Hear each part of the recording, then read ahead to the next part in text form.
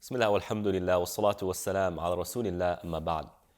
It wasn't uncommon for there to be festivities in the prophetic city of Medina in the time of the Prophet alayhi salatu wassalam. Fact of the matter is, man, we're human beings. They were human beings as well. And when work becomes difficult, when the responsibilities pile on our shoulders, we need a way. We need an effective way of getting that negative energy out of our bodies. When everybody's frustrated, when everybody's tired, when everybody isn't relaxed, how can you build a family when that's the case? It's going to be quite difficult. In fact, it could be quite ugly, to be quite frank. But take this moment in the life of the Prophet ﷺ, where he was with Aisha radiallahu ta'ala anha, and there were some festivities going on in Medina. And a group of Abyssinians came and they were displaying their cultural dances. And so the Prophet ﷺ heard the commotion. He goes and from the window, he looks at the festivities and he sees this group of people dancing. And so the Prophet ﷺ says, Aisha, would you like to see what's going on? And so Aisha radiallahu ta'ala anha comes to the Prophet and she looks, says, yeah, I want to see what's going on. And so she watches side by side with the Prophet. In fact, her chin was on the shoulder of the Prophet ﷺ. And they were watching. And they continued watching. And they continued watching. Now remember, Aisha's chin is on the Prophet, his shoulder, ﷺ. And then the Prophet ﷺ said, Aisha, have you had enough? She said, no, I want to watch some more. And Aisha, the one who's talking about this story, she says in the hadith that I intentionally said I want more to see how much the Prophet loves me. That's a very woman thing to do, by the way. Just let's put that in the open. For her, how long the Prophet ﷺ was willing to stand there with her for her sake, expressed to her, told her how dear she was to him.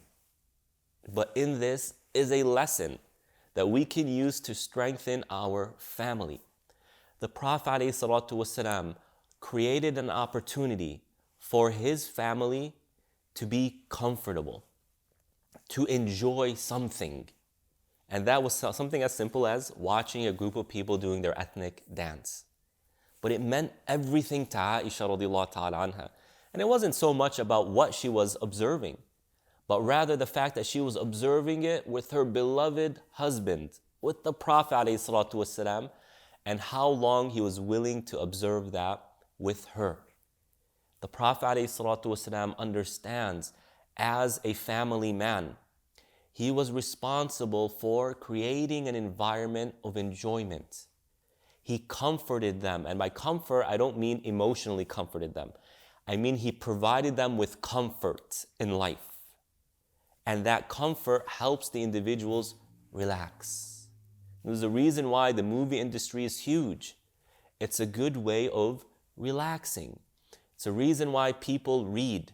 It's because it helps them relax. It's a really good reason why people do exercise or they walk. It helps them relax. And so in order to have strong families, we need to create an environment that creates that relaxation. And sometimes that means going to places.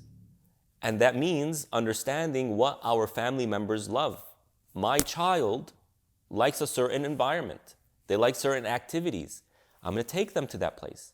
My wife likes certain activities. She likes to go to the mall. She likes to walk around and go into stores. And to her, it's extremely important that I do that with her. Man, we get frustrated. Oh, this is so boring. And we just start taking our negative energy out on the individual instead of allowing that time to be the method for us to get our negative energy out. Not on our family members, but by doing these activities. Create that comfort. But if you really want to create that comfort, you need a very, very important Islamic characteristic, and that's generosity. And no, I don't mean simply generosity with money. Yes, that's part of it. It's important that as a family person, you have the generosity to invite your family members to a meal, to a restaurant, to go on a vacation with each other. and to say, hey, come on, let's gather, let's have a good time with each other. Let's go to that restaurant we've been wanting to go to. Let's go to that place that we've been wanting to go to. And then sometimes life is expensive these days. And sometimes it requires you to put some money down.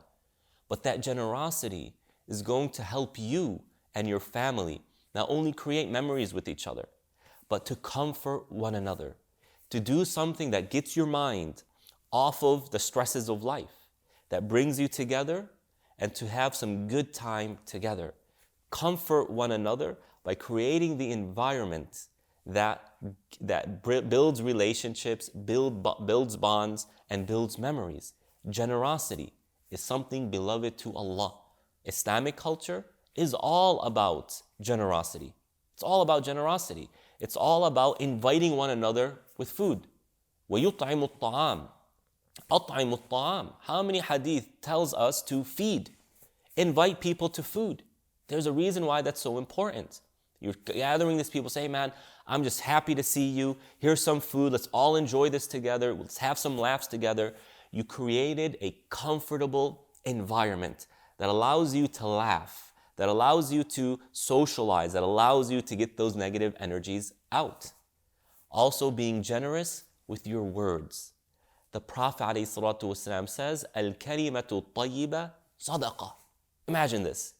Saying a good word, saying a word of encouragement, saying a word of praise, saying a word that makes the other person feel good about themselves, feel better, lifts their spirit, is an act of sadaqah. It's an act of charity. And it's so beautiful, man. It's so easy. It's free. It's about saying a few words, but it means a lot to those people that you're telling it to. And we know the hadith. The Prophet ﷺ says, a person might say a word. Man, they don't even think twice about what they said. To them, it's very normal. It's very mundane. But that word has had such a positive effect on other people that it helps this individual raise their ranks in the afterlife. They get paradise. Why?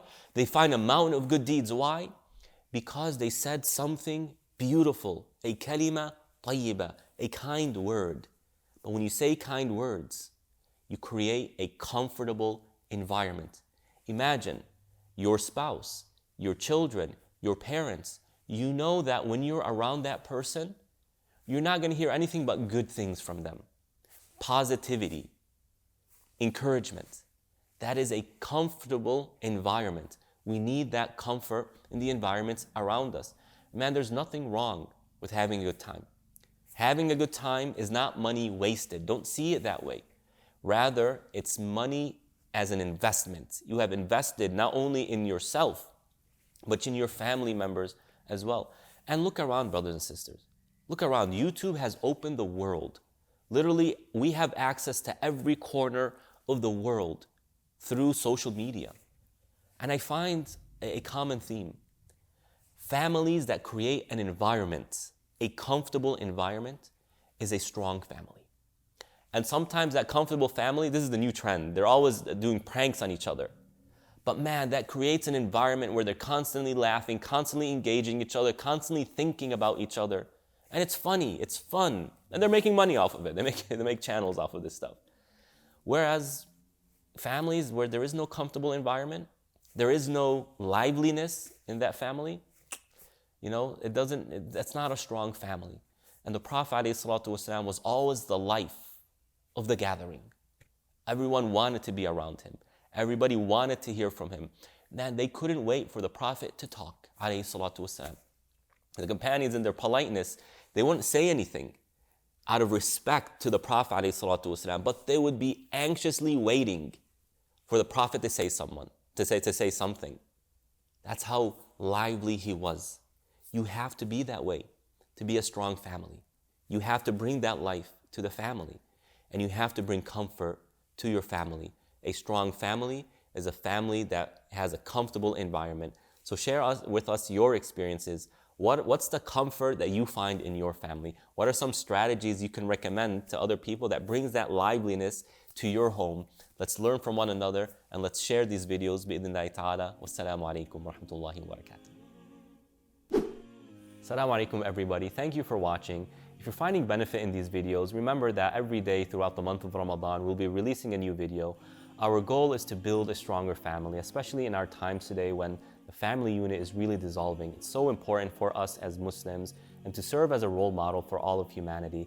Share these videos, like, drop a comment. We'll see you at the next video. Bismillah.